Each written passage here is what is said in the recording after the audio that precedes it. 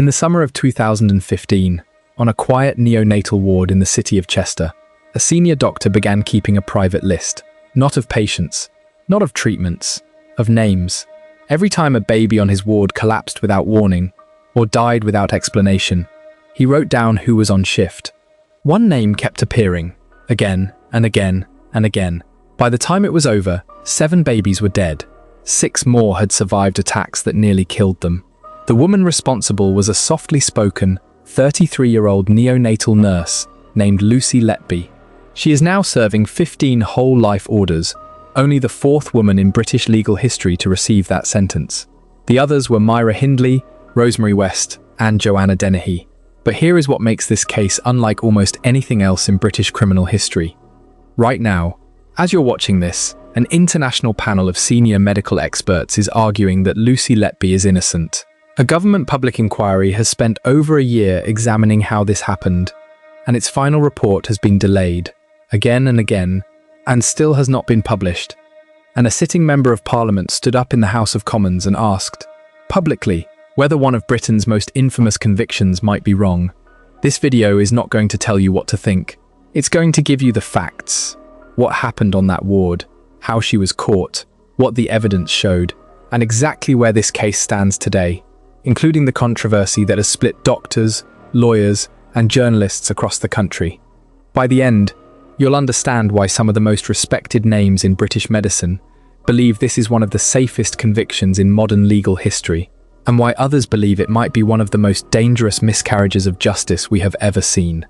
Let's go back to the beginning. Chester, a small, affluent, historic English city. Roman walls, black and white timber buildings. The kind of place associated with safety, heritage, and family life, not serious crime. At its heart sits the Countess of Chester Hospital, and within it, a neonatal unit, a ward for premature and critically ill newborn babies, the smallest and most fragile patients in the entire hospital. These units run entirely on trust. Parents hand over their most precious possession, their newborn child, to complete strangers. Staff work side by side, depending on each other completely, often through the night, when the ward is quietest and the fewest people are watching.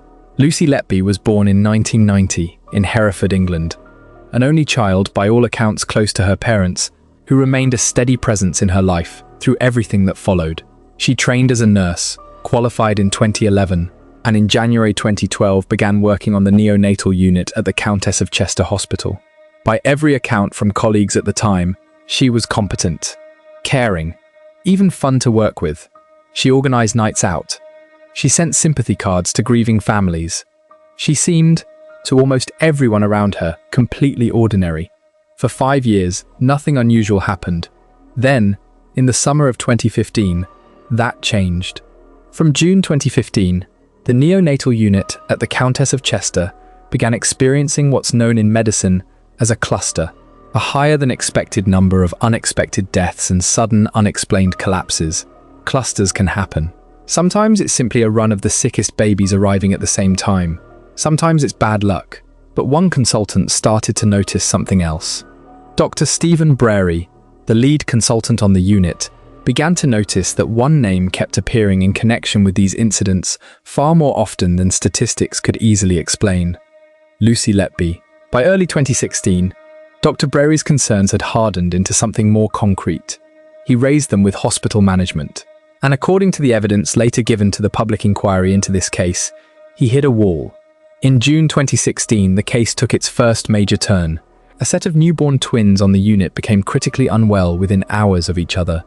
When doctors tested their blood, they found something that should never occur naturally in a healthy infant: dangerously low blood sugar caused by insulin. Here's why this mattered so much. The human body produces a substance called C-peptide alongside its own natural insulin. If a baby's blood shows high insulin but suppressed C-peptide, there's only one explanation. Someone injected synthetic insulin into that baby's bloodstream. This is not something that happens by accident. It requires medical knowledge, access, and intent. The hospital launched an internal review in 2016. It concluded in September of that year. It found no definitive evidence that Lucy Letby had caused harm. But, and this is critical, it also acknowledged that the pattern existed. and that it couldn't be explained away. Instead of calling the police, the hospital moved Lucy Letby to administrative clerical duties, away from patients. And here is the detail that the public inquiry has spent months examining. The unexplained deaths and collapses on the neonatal unit stopped completely. Letby, however, was unhappy in her new role. She felt and said that she was being unfairly targeted.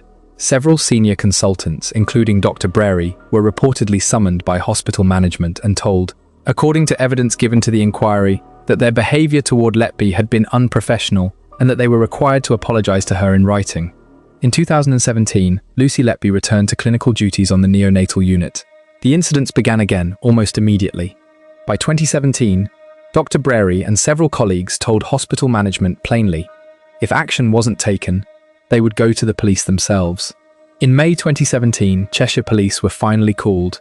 Operation Hummingbird had begun. By the time Cheshire Police took over, they faced an investigation almost unheard of in British policing, alleged murders inside a hospital, committed using medical methods designed specifically not to look like murder. The case eventually centered on 17 babies, 7 who died, and 10 who survived sudden, unexplained collapses. Detective Chief Inspector Paul Hughes led the investigation, and from the outset brought in independent medical experts, including Dr. Dewi Evans, a retired consultant pediatrician, who reviewed the medical records of every case. What he found, investigators say, was a pattern of deliberate harm using methods that were sophisticated and specifically chosen because they were hard to detect. Insulin poisoning, as seen in the twins case, causing catastrophic drops in blood sugar. Air injected into bloodstreams via IV lines or feeding tubes, causing sudden collapse that mimics a natural medical crisis. In several cases, evidence of trauma, unusual bleeding, liver damage, that investigators say could not be explained by the baby's medical conditions. The investigation team mapped every incident against staff rotas. The statistical pattern was, in the words of the prosecution, beyond coincidence. Of the cases investigated, Letby was present for every suspicious death and almost every unexplained collapse. When she wasn't working, the unit's death rate returned to normal. On the 3rd of July 2018, Lucy Letby was arrested at her home in Chester. A search of her home turned up something that would become central to the case. Handwritten notes, on post-it paper, found among her belongings. Some read, "I am evil, I did this." Others, "I killed them on purpose because I'm not good enough." And, "Hate myself, kill me." Officers also recovered handover sheets and patient documents that Letby had taken home, records relating directly to the babies on the indictment. And on her phone and computer, evidence that, within hours of several babies' deaths, she had searched for the grieving families on Facebook, reading tributes, looking at photographs, following their grief in real time. Letby was interviewed multiple times between 2018 and 2019. She denied everything. She said she was simply unlucky to be working when babies got worse. And then, in October 2022, she walked into Manchester Crown Court for a trial that would last almost a full year. The trial lasted almost 10 months, one of the longest in English legal history. The prosecution, led by Nick Johnson KC, built its case incident by incident, mapping Letby's presence against each death and collapse, and presenting the medical evidence for deliberate harm in each one. The defense, led by Ben Myers KC, argued the opposite, that the unit was simply experiencing a run of poor outcomes, driven by understaffing, overcrowding, and the fact that, tragically, some premature babies do not survive no matter what anyone does. During the trial, the prosecution also raised a possible motive, pointing to Letby's relationship with a married medical colleague, referred to in court as Dr. A. Evidence was shown of more than 1,000 Facebook messages exchanged over a period of months, and notes found in Letby's home that referenced him directly. Letby denied being in love with him, describing him only as a close friend. But when he gave evidence from behind a screen, Letby was reported to have become visibly emotional, leaving her seat in tears. The jury heard this. What weight it carried in their final verdict, only they can say. On the 18th of August 2023, after more than 110 hours of deliberation, the jury delivered its verdicts. Guilty of 7 murders, guilty of 6 counts of attempted murder. The jury could not reach verdicts on a small number of remaining charges. One of those, a further attempted murder charge, was retried in 2024, and Letby was convicted again. In the courtroom, The parents of the murdered babies, 5 boys and 2 girls, wept. Lucy Letby refused to attend her own sentencing. This decision was so widely condemned that it directly led to a change in the law. New legislation requiring defendants in England and Wales to attend their sentencing hearings, by force if necessary. Mr. Justice James Goss sentenced Letby to 15 whole life orders, meaning she will never be released, under any circumstances, for the rest of her life. He described her crimes as a cruel, calculated, and cynical campaign of child murder, involving a deep malevolence bordering on sadism. He said she showed no remorse, and that there are no mitigating factors. For most true crime cases, this is where the story ends. A verdict. A sentence. A door closing forever. This case is different. Because right now, in 2026, Lucy Letby's convictions are at the centre of one of the most serious legal challenges in recent British history. In 2024, Letby's legal team, led by a new barrister, Mark MacDonald, twice attempted to challenge her convictions at the Court of Appeal. Both attempts were rejected. But MacDonald didn't stop there. His team assembled an international panel of senior neonatologists and medical experts, doctors from multiple countries, who reviewed the medical evidence presented at trial. Their conclusion, that in their view, the baby's deaths and collapses could be explained by poor medical care and natural causes, not deliberate harm. This evidence has now been submitted to the Criminal Cases Review Commission, the body that investigates potential miscarriages of justice in England and Wales, and which has the power to send a case back to the Court of Appeal. The CCRC is currently reviewing it. At the same time, lawyers representing the murdered babies' families have pushed back hard. They've described the international panel's conclusions as full of analytical holes and a rehash of arguments the defence already made, and which the jury already rejected at trial. And then there's the Thirlwall inquiry, a separate public inquiry, led by Lady Justice Thirlwall, set up specifically to examine how the Countess of Chester Hospital responded to the warnings doctors raised. The internal review. The year Letby was moved to clerical duties, the apology letter consultants were forced to write. This inquiry heard evidence for over a year. Its final report has been delayed repeatedly, first expected in late 2025, then early 2026, then after Easter 2026, and as of this video, it has still not been published. In March 2026, the case even reached the floor of the House of Commons, when MP David Davis used a parliamentary adjournment debate to publicly question whether Letby's convictions were safe, citing the International Medical Panel's findings. And in January 2026, after reviewing fresh evidence relating to further babies at both the Countess of Chester and Liverpool Women's Hospital, prosecutors announced that Lucy Letby would not face any further charges. So where does that leave us?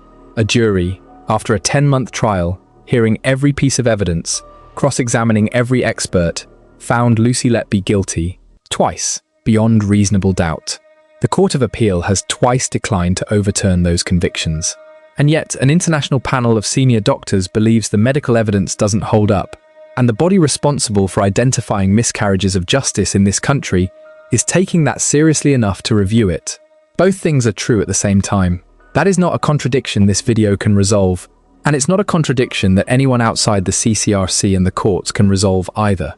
What we can say is this: when the Thirlwall Inquiry's report is finally published, and when the CCRC reaches its decision, this case may not be over.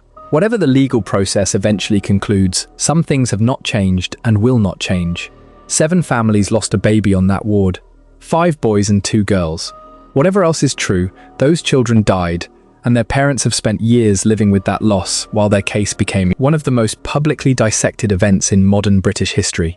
Dr. Stephen Brary and his colleagues raised concerns, were told they were unprofessional, and were forced to apologise for raising the alarm about a pattern that the hospital's own internal review admitted it couldn't explain. Whatever the final outcome of the appeals process, the Thirlwall Inquiry's examination of institutional failure, how warnings were handled, how long it took to call the police, whether a hospital's instinct to protect its own reputation can cost lives, remains one of the most important parts of this entire story. Lucy Letby is currently 36 years old. She is held at HMP Bronzefield, a high-security women's prison in Surrey, the same prison that has held Rosemary West and Joanna Dennehy. Under her current sentence, she will spend the rest of her life there, unless the Criminal Cases Review Commission decides otherwise. This is a case without a clean ending. Not yet. Maybe not for years. And that, as uncomfortable as it is, might be the most honest thing any video about Lucy Letby can say right now.